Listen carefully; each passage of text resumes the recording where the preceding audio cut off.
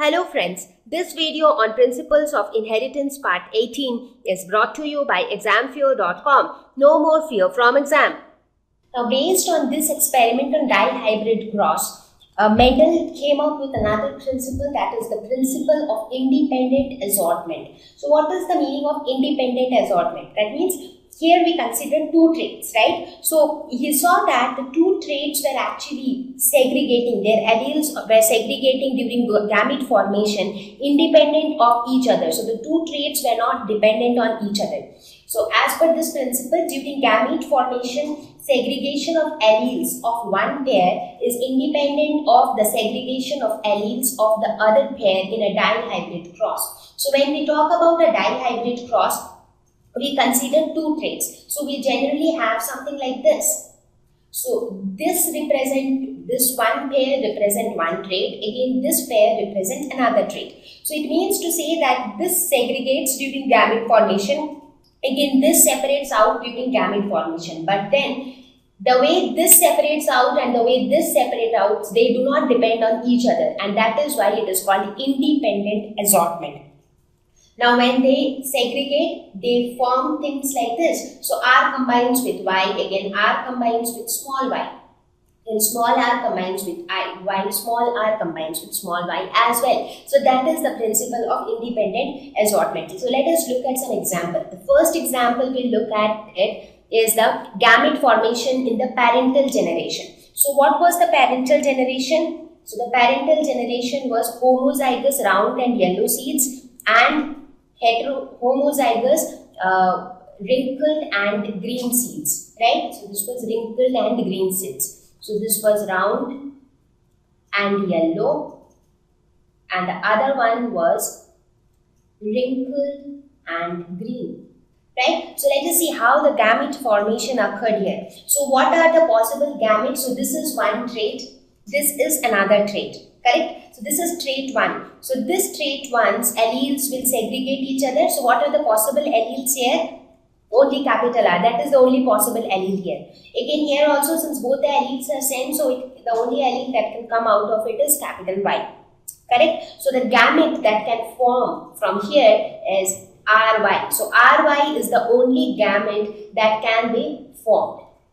Correct? Similarly here, this is one trait, this is another trait. So this trait can contribute the allele R, this trait can contribute allele Y. So these two can combine to form RY, which is the gamete here. So please remember that in case of a dihybrid cross, since you are considering two traits, so your gamete should also have one representative of each trait. So for example here, R is representative of the seed shape, Y is representative of the seed color.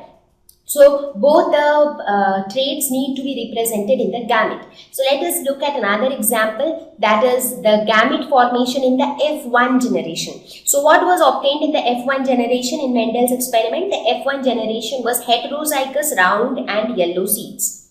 So this is how it looked like. So what were the this is one trait, this represented one trait, this represented the second trait. So the first trait can give, there are two alleles here, capital R and small r. So these alleles will segregate. Similarly here also these two alleles can segregate, correct? So now these alleles will combine for gamete formation. So again, the gamete should have one representative of each trait. So now this allele can combine with this. This allele can also combine with this. Similarly, this allele can combine with this can also combine with this. So basically the gametes which we get are going to be these four gametes. So if you see, each of these gametes have one representative of each trait, but at the same time if you see, for this particular trait, the allele segregated, for this particular trait also the allele segregated, and they were not dependent on each other.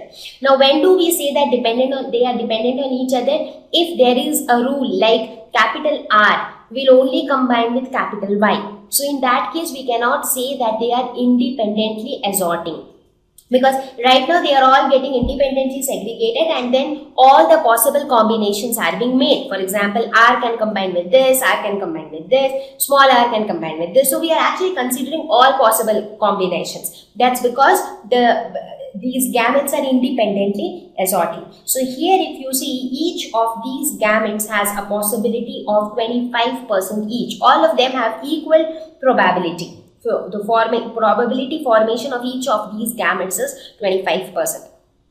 So this is how gamete formation occurred in dihybrid cross, and based on this Mendel gave principle of independent assortment. So in total, Mendelian inheritance has three important rules: law of dominance, then the law of segregation, and the law of independent assortment. So these were the three laws which were given by Mendel.